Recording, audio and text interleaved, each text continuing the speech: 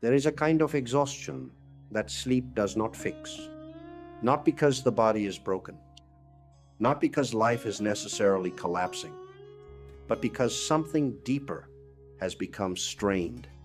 You wake up tired, not only from what you did yesterday, but from the way you have been carrying your whole life. The pressure to achieve, the need to prove yourself, the quiet fear of falling behind, the endless negotiation between what you want, what others expect, what you can sustain, and what you pretend is fine. You answer messages. You make plans. You go to work. You try to keep your relationships alive. You try to stay healthy. You try to be responsible. You try to move forward. And outwardly, perhaps, you are doing what modern life asks of you. But inwardly, many people are collapsing under the weight of action. Not because action is wrong, but because action has become entangled with anxiety, ego, fear, comparison, and hunger for outcomes.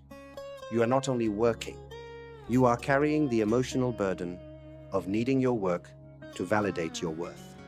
You are not only loving, you are carrying the fear that if love changes, you will lose yourself. You are not only trying, you are carrying the belief that if effort does not produce visible success soon enough, then something must be wrong with you. And so even ordinary life begins to feel spiritually heavy. You do what needs to be done, but the mind is never at rest. The heart is never fully clean in the action. There is always some hidden contract in the background. If I do this, I must be rewarded. If I give this, I must be appreciated. If I work this hard, I must succeed. If I choose correctly, life must go as planned. If I am sincere, things must become easier. And when life does not obey those contracts, something in us hardens. We become resentful, exhausted, bitter, anxious, spiritually confused. We wonder why even our effort feels polluted. Why doing good things can still leave us empty. Why discipline can still lead to burnout. Why success can still feel strangely hollow. Why helping others can still leave us tired in the soul. And maybe, if we are very honest, the question underneath all of this is not only how to work better, it is how to live and act without being inwardly destroyed by action. This is where the Bhagavad Gita enters with astonishing relevance. Because the Gita is not a book for people escaping life. It is a book spoken in the middle of life. It is not delivered to a monk hidden in a forest, far from duty, far from conflict, far from pressure. It is spoken to Arjuna on a battlefield at the exact moment when action feels unbearable. He does not ask Krishna a peaceful question from a distance. He asks from the center of crisis. His body trembles. His mouth dries. His mind is confused. His heart is torn. He sees the weight of responsibility before him and becomes unable to move. He is not lazy. He is overwhelmed by the burden of acting in a world where every action seems to carry consequences, complexity, pain, and moral tension. In other words, he is modern. He stands where many of us stand, not with a bow and arrows, but with careers, family decisions, ethical dilemmas, emotional fatigue, financial pressure, the demand to perform, the fear of making the wrong choice, and the quiet inner collapse that can happen when the soul no longer knows how to act cleanly. And Krishna responds not by telling Arjuna to stop acting. He responds by teaching him how to act rightly, how to work, how to serve, how to live, how to move through the world without being bound by the world. This teaching is Karma Yoga. And for modern people, it may be one of the most healing spiritual teachings we have. Because Karma Yoga does not ask you to abandon your job, your family, your responsibilities, your projects, your ambitions, or your place in the world. It asks something far more radical. It asks you to purify the consciousness from which you act. Most people hear the word karma and think only of consequences. What you do comes back to you. Good actions produce good results. Harmful actions produce suffering. And while there is truth in that, Karma Yoga goes much deeper. Karma means action, not abstract action, but the living fact that human life is always in motion. You think, you speak, you choose, you move, you influence, you participate.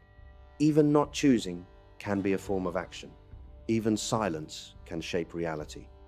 And yoga means union, integration, alignment with the deeper truth. So, Karma Yoga is the yoga of action, not action for ego, not action for addiction to results, not action polluted by constant anxiety about reward, but action as a path to spiritual freedom, action as offering, action as purification, action as devotion, action without bondage. This is why it matters so much now. Because many modern people are not suffering simply because they do too much. They are suffering because the inner relationship to action is deeply distorted. They act from fear of being nothing. They act from hunger for validation. They act from comparison. They act from panic about the future. They act from guilt. They act from pressure. They act from identity management. They act from the hope that achievement will finally bring rest. And when action is driven by those forces, even success can feel toxic. The world may applaud you while your soul quietly dries out. Krishna's teaching begins by exposing this hidden burden. He tells Arjuna something that remains one of the most quoted spiritual sentences in history. You have a right to action, but not to the fruits of action. At first, this can sound severe, almost impossible. How can you act without concern for results? How can a modern person live that way? If you work, of course you care about outcomes. If you love, of course you care what happens. If you build something, of course you want it to succeed. If you raise children, lead people, create art, run a business, search for healing, or try to make your life better, outcomes matter. Krishna is not denying that. He is speaking to something subtler and far more transformative.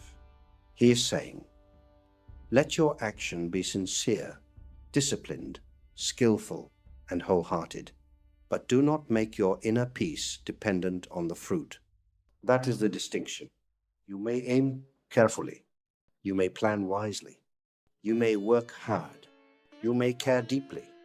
But if your inner state is completely enslaved to outcomes, then your action will never be free. It will be haunted. Every effort will contain fear. Every delay will contain agitation. Every obstacle will feel like a personal wound. Every criticism will feel like a threat to your identity. Every success will create more hunger, and every failure will tempt you to collapse inwardly. This is how many people live. They do not merely act.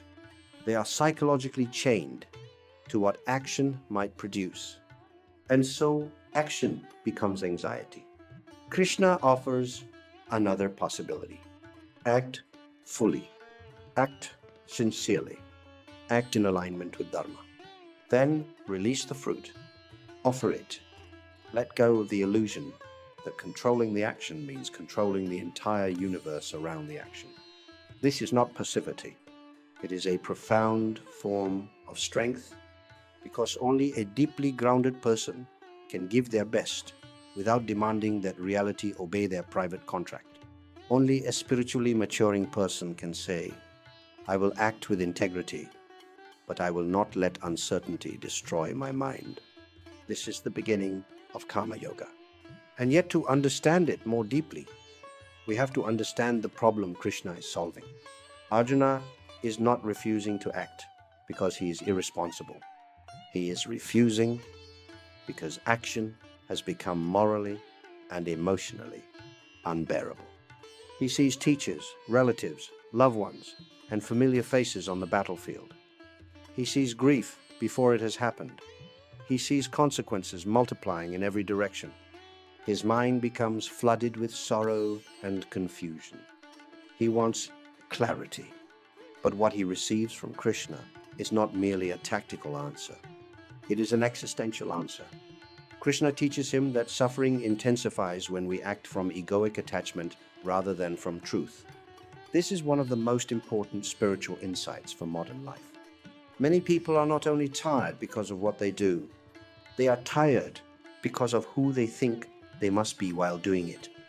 The achiever, the rescuer, the one who must never fail, the one who must hold everything together, the one who must be admired, the one who must be right, the one who must prove their value again and again, the one who must make the right choice every time or else be crushed by regret. The ego turns action into self-construction. It says, every action must protect the image. Every effort must strengthen the story. Every result must confirm the self. And that is exhausting because the constructed self is fragile. It depends on feedback, on comparison, on visible progress, on winning, on being seen correctly, on preserving coherence. And life refuses to guarantee any of that. So the ego becomes anxious. It works, but with hidden desperation. It serves, but wants recognition. It helps, but also wants identity from being helpful. It creates, but is terrified of judgment. It loves, but clings. It sacrifices, but keeps score. Then one day the person asks, why does even my good effort leave me restless? Because effort without inner purification still carries the weight of ego. Karma yoga does not reject action. It exposes the ego mixed into action, and then it shows how action can be offered, clarified, and transformed. Krishna teaches that the wise do not act from selfish attachment. They act because action aligned with dharma is part of the divine order. They act because life is movement and responsibility cannot always be escaped. They act because inaction itself can become another form of bondage when it is rooted in fear, laziness, avoidance, or confusion. This is so important for modern people who sometimes romanticize escape. A person burns out in work and dreams of abandoning everything. A person feels emotionally burdened and wants to disappear from responsibility. A person becomes spiritually curious and starts to imagine that real growth means leaving the ordinary world behind. But Krishna does not tell Arjuna to escape his role simply because the role feels painful. He teaches him to discover freedom inside right action. This is radically different. It means the spiritual path is not necessarily somewhere else. It can be here. In the emails, in the parenting, in the deadlines, in the honest conversation you have been avoiding, in the work you do when no one claps, in the way you earn money, in the way you spend it, in the way you respond when your effort is ignored, in the way you serve when the result remains uncertain. Karma Yoga asks, can this action become part of your liberation instead of your bondage? Can work become worship? Can service become purification? Can daily life become the very field in which the ego is seen, softened, and gradually surrendered? This is why the teaching is not old. It is urgently alive, because modern life has intensified the problem Krishna addresses. We live in systems that reward visible output, constant self-promotion, performance, optimization, and measurable success. We are taught to turn ourselves into projects, to monetize our gifts, brand our identity, track our growth, compare our progress, and silently panic if the fruits do not come quickly enough. In such a world, acting without attachment can sound almost impossible, and yet it may be the very medicine we need. Because when action is always fused with self-worth, the nervous system never truly rests. The mind cannot relax into effort. Every task becomes a referendum on your value. Every delay becomes humiliation. Every uncertainty becomes danger. Every other person's success becomes a mirror in which you measure your own incompleteness. Krishna's teaching cuts through this with extraordinary simplicity. Do what is yours to do. Do not cling to the fruit. Offer the action. Remain steady in success and failure. This steadiness is not indifference. It is freedom from spiritual panic. To understand this more clearly, think about how many actions in your life are secretly carrying emotional contracts. I will be kind, but they must appreciate me. I will work hard, but I must be rewarded. I will sacrifice, but others must notice. I will love, but they must not change. I will start this path, but it must lead somewhere visible. I will heal, but healing must happen on my timetable. I will pray, but God must answer in the form I prefer. These contracts are usually unspoken. Sometimes we do not even know they are there. But when reality fails to honor them, the pain reveals their existence. Then resentment appears, bitterness appears, exhaustion appears. And Krishna's teaching does not solve it by promising a perfectly fair world. He solves it by relocating the center of action. Do not act cleanly only because the world deserves it. Act cleanly because your consciousness matters. Because the way you act shapes you. Because impure action wounds the doer even when it appears successful. Because bitterness may feel protective, but it slowly poisons the heart. Because keeping your action aligned is itself part of liberation. This does not mean becoming naive.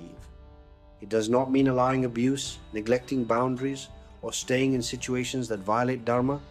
Karma Yoga is not passive submission. Sometimes right action includes clear boundaries, hard choices, endings, confrontation, and strength. But even these can be done without hatred, without inner poisoning, without making the ego the center. This is one of the most mature aspects of Krishna's teaching. Steadiness is not weakness. Detachment is not numbness. Offering is not powerlessness. And compassionate action does not require self-erasure. In fact, Karma Yoga often makes a person more capable of powerful action because their energy is no longer leaking everywhere into fear and emotional bargaining. They become more focused, more grounded, more durable. They stop wasting so much life asking, what will I get from this? And begin asking, what is true to do here? This question changes everything. What is true to do here? Not what gives me instant relief, not what protects my image, not what guarantees applause, not what avoids all discomfort. What is true? Then, once seen, do it. Offer it. Release fruit. Continue. This is how Karma Yoga becomes a living practice. And like all real practice, it unfolds in repetition. You may understand the teaching in one moment and forget it in the next. You may act cleanly in the morning and become attached by afternoon. You may offer the fruit one day and grab for it the next. That does not mean the teaching failed. It means purification is ongoing. Every time you notice attachment, you return. Every time the ego starts building its secret contract, you return. Every time resentment rises, Because the fruit did not come, you return. Every time fear starts making action heavy, you return. This returning is part of yoga, not perfection. Return. Again and again. Return. If this is reaching you, tell me quietly in the comments what kind of action has been feeling heaviest in your life lately. Work, relationships, purpose, money, family, healing, uncertainty, service, or simply the effort of continuing. And if you prefer, just tell me the city you are listening from. Sometimes even that simple act becomes part of the offering. There is another extraordinary dimension of karma yoga. It brings dignity back to ordinary effort. Modern culture often glorifies only visible success, the breakthrough, the recognition, the wealth, the applause, the result that can be displayed. But Krishna's teaching sees value where the world may not. In sincere action, in inner discipline, in the work no one sees, in the ethical choice that costs something, in the repetition that does not look impressive but slowly purifies the heart, in the person who keeps showing up without turning every day into a drama about reward. This is deeply relieving, because many lives are built not on spectacular moments, but on steady offerings.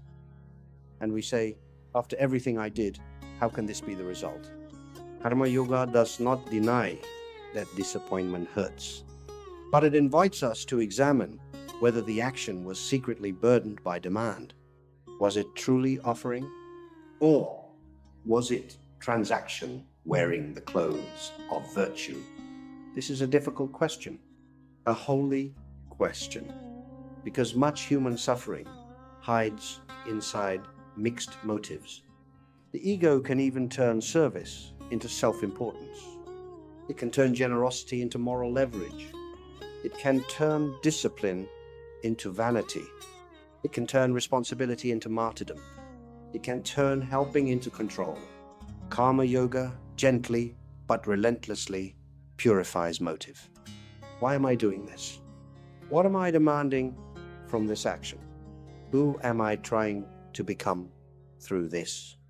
What am I secretly afraid will happen if the fruit does not come? Can I offer this more cleanly? Can I release some part of the hidden demand? Can I act from Dharma instead of ego?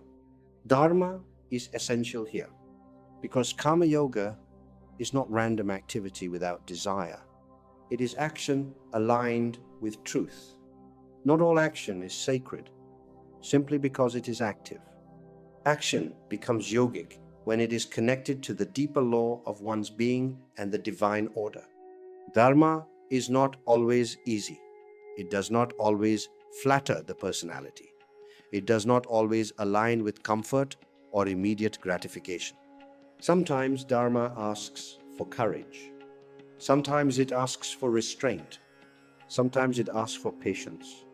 Sometimes it asks for truth when lying would be easier. Sometimes it asks you to continue.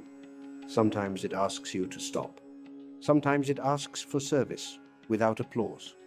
Sometimes it asks for strength without hardness. Sometimes it asks for endings that the ego wants to avoid. This is why Karma Yoga cannot be reduced to productivity advice. It is not about doing more. It is about acting rightly, acting in the right spirit, acting in alignment, acting with devotion, acting without slavery to result. This is where the teaching becomes spiritually beautiful. Krishna does not merely say, act and detach. He says, offer your actions to me. This changes everything.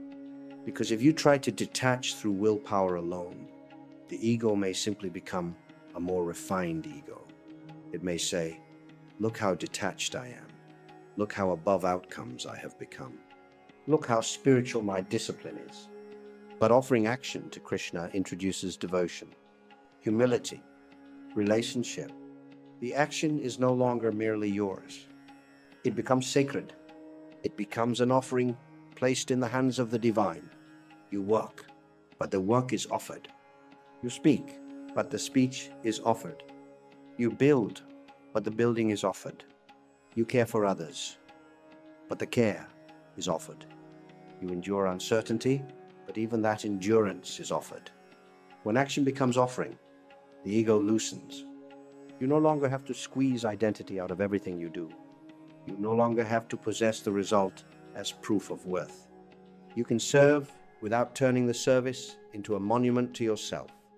And this is deeply relieving, because one of the hidden burdens of modern life is the pressure to make every action mean something about you. Every post, every decision, every career move, every success, every failure, every visible choice must somehow confirm the narrative of who you are becoming. Karma Yoga says, act well, but stop making every action a mirror for your ego. Let it become a bridge instead. A bridge toward surrender. A bridge toward purification. A bridge toward the divine. You do not need to leave the world to see your attachments. Try to send an honest message without needing a certain response. Try to do excellent work without worshipping praise. Try to help someone without needing to be remembered as the helper. Try to wait without forcing the future. Try to lose gracefully. Try to win without intoxication. Try to love without possession. Try to continue your Dharma when no immediate fruit is visible. Immediately, the inner world reveals itself, and that revelation is where Karma Yoga begins to deepen, because modern people often assume spiritual life happens mainly in special moments, retreats, sacred spaces, meditation sessions, inspiring conversations, profound books, beautiful ceremonies. Those moments matter, but Karma Yoga insists that the deepest purification may happen in repetition, in the same responsibilities, in the same duties, in the small moments when the ego wants to cling and you loosen your grip, in the moments when disappointment visits and you choose steadiness, in the moments when success comes and you refuse to make it your identity, in the moments when no one sees your effort and you continue anyway because the action itself is aligned. This is not glamorous. It is holy in a quieter way. A modern person may ask, what does this look like practically? It can look like working with full professionalism, but not turning a single outcome into the measure of your entire existence. It can look like running a business with intelligence and passion, while remembering that greed, panic, and ego are not the same as vision. It can look like parenting with love and responsibility, while accepting that your children are not your private project to control. It can look like creating art wholeheartedly, while not collapsing if the world responds slowly. It can look like serving clients, patients, students, or teams with sincerity, while not demanding that every act of service returns emotional payment. It can look like caring deeply about your future, while no longer surrendering the present moment to fear. It can look like healing, while not turning healing into another achievement race. It can look like spiritual practice itself becoming less performative and more devotional. This is crucial. Even spirituality can become bound by fruit. People meditate and secretly demand immediate peace. They pray and secretly demand specific outcomes. They read sacred texts and secretly demand spiritual superiority. They serve and secretly demand identity. The ego can migrate anywhere. Karma Yoga sees it, smiles at it without cruelty, and offers it again. Not my will to control everything. Not my hunger to own the result. Not my fear of being nothing without success. This action is offered. This effort is offered. This uncertainty is offered. This life is offered. There is another layer here that makes Karma Yoga especially powerful for modern people. It protects the heart from cynicism. Many people begin life sincere. They want to do good work, love well, contribute, serve, create. But after disappointment, betrayal, unfairness, or repeated lack of recognition, something hardens. They say, why should I care so much? Why should I give sincerely when the world is so transactional? Why should I keep acting with heart when others manipulate, exploit, or move carelessly? This is a real pain, and Krishna's teaching does not solve it by promising a perfectly fair world. He solves it by relocating the center of action. Do not act cleanly only because the world deserves it.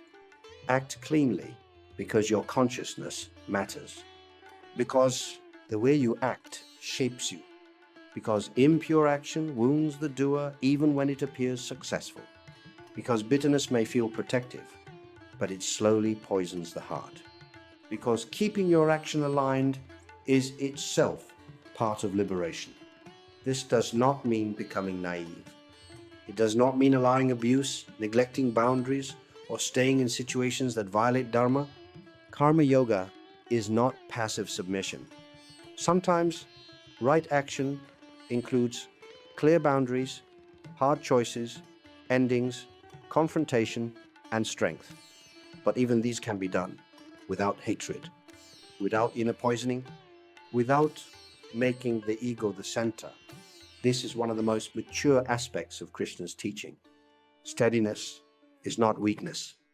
Detachment is not numbness. Offering is not powerlessness.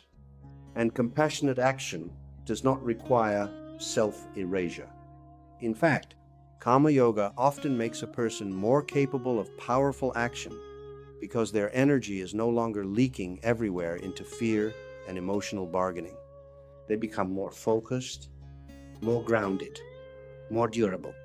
They stop wasting so much life asking, what will I get from this? And begin asking, what is true to do here? This question changes everything. What is true to do here? Not what gives me instant relief, not what protects my image, not what guarantees applause, not what avoids all discomfort. What is true? Then, once seen, do it. Offer it. Release fruit. Continue. This is how Karma Yoga becomes a living practice. And like all real practice, it unfolds in repetition. You may understand the teaching in one moment and forget it in the next. You may act cleanly in the morning and become attached by afternoon. You may offer the fruit one day and grab for it the next. That does not mean the teaching failed. It means purification is ongoing. Every time you notice attachment, you return. Every time the ego starts building its secret contract, you return. Every time resentment rises, because the fruit did not come, you return. Every time fear starts making action heavy, you return. This returning is part of yoga, not perfection. Return. Again and again. Return. If this is reaching you, tell me quietly in the comments what kind of action has been feeling heaviest in your life lately. Work, relationships, purpose, money, family, healing, uncertainty, service, or simply the effort of continuing. And if you prefer, just tell me the city you are listening from. Sometimes even that simple act becomes part of the offering. There is another extraordinary dimension of Karma Yoga. It brings dignity back to ordinary effort. Modern culture often glorifies only visible success. The breakthrough, the recognition, the wealth, the applause, the result that can be displayed. But Krishna's teaching sees value where the world may not. In sincere action, in inner discipline, in the work no one sees, in the ethical choice that costs something, in the repetition that does not look impressive but slowly purifies the heart, in the person who keeps showing up without turning every day into a drama about reward.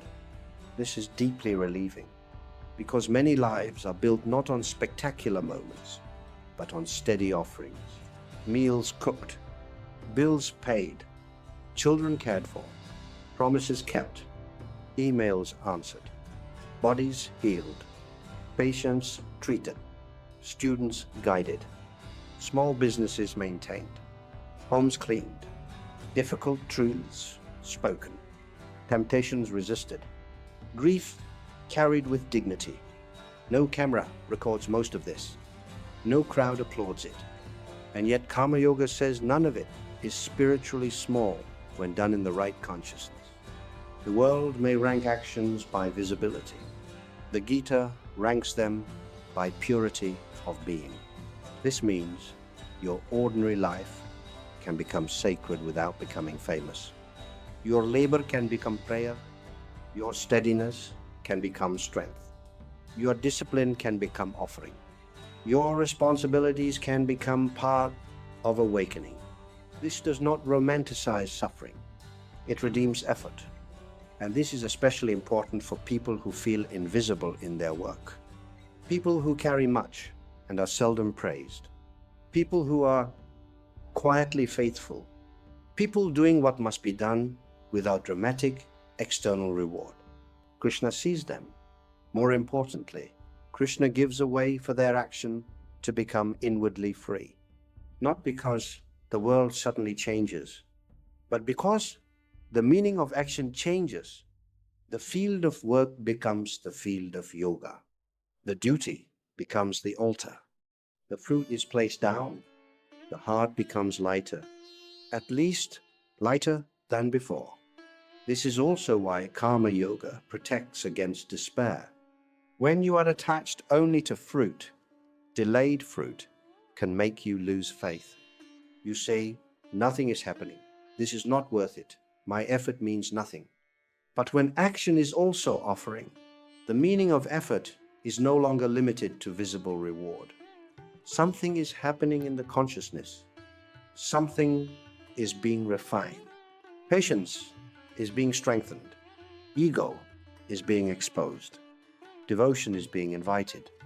Steadiness is being cultivated. Character is being formed. This does not replace practical goals. It deepens the meaning of the journey toward them. So the question becomes not only, what am I building in the world? But also, who am I becoming in the action? Am I becoming more resentful or more surrendered? More proud or more humble? More reactive or more steady? More grasping or more free? More ego-driven or more devotional? More fragmented or more aligned? These are questions of Karma Yoga. And when asked honestly, they turn daily life into spiritual practice.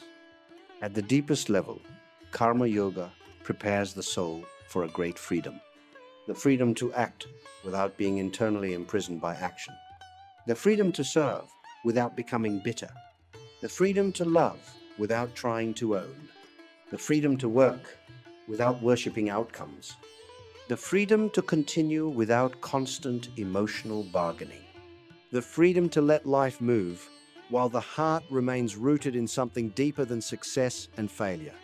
Krishna calls this evenness of mind, equanimity, to remain steady in gain and loss, victory and defeat, praise and blame. This does not mean you feel nothing. It means you are no longer thrown from your center every time life changes shape. This is one of the most beautiful fruits of Karma Yoga. Ironically, when you stop worshipping fruit, you become inwardly capable of receiving life with more grace. Success no longer intoxicates you completely. Failure no longer annihilates you. Delay no longer becomes proof of worthlessness. Recognition no longer becomes your oxygen. You begin to stand somewhere deeper. And from that depth, action becomes cleaner, more useful, more loving, more true. If you listen carefully, Karma Yoga is not merely telling you what to do, it is telling you how to belong to life, not as a beggar of outcomes, not as a frightened controller, not as an exhausted ego trying to squeeze identity out of every result, but as a conscious participant, a servant, a doer who knows that the doing matters, but the soul is deeper than what the doing produces. That is freedom. And maybe this is what so many modern people are secretly starving for. Not less responsibility, but less bondage inside responsibility. Not less effort, but cleaner effort. Not no ambition, but ambition purified by Dharma and devotion. Not escape from life, but a way to live in life without losing the heart. Karma Yoga offers that. It asks you to step into your work, your relationships, your service, your duties, and your uncertainties with a different center. A quieter center, a truer center, one that remembers, I am here to act, but not to possess everything. I am here to serve, but not to make myself the owner of the whole story. I am here to offer, not to turn every action into a demand. I am here to do my part with integrity and let the rest belong to a wisdom larger than my control. This is not easy. It may take years. It may take a lifetime. And still, every moment of sincere practice matters. Every time you release the fruit a little, freedom grows. Every time you notice ego in the action and soften, freedom grows. Every time you choose Dharma over fear, freedom grows. Every time you continue to serve without turning bitter, freedom grows. Every time you offer the day to Krishna, freedom grows. And over time, action itself changes texture. You still work, you still strive, you still care, you still build, you still feel the uncertainty of life. But something inside becomes less contracted, less panicked, less demanding, less desperate for proof, more available to presence, more available to sincerity, more available to peace. That is why Karma Yoga is not only a philosophy. It is a healing for overworked hearts, for anxious achievers, for exhausted caregivers, for people whose responsibilities have become spiritually heavy, for people trying to remain ethical in a noisy world, for people who want to contribute without becoming consumed, for people who are discovering that outer success alone cannot free the soul, for modern people, for us. So if you are tired, let this teaching enter gently. You do not have to stop living. You do not have to abandon your place in the world.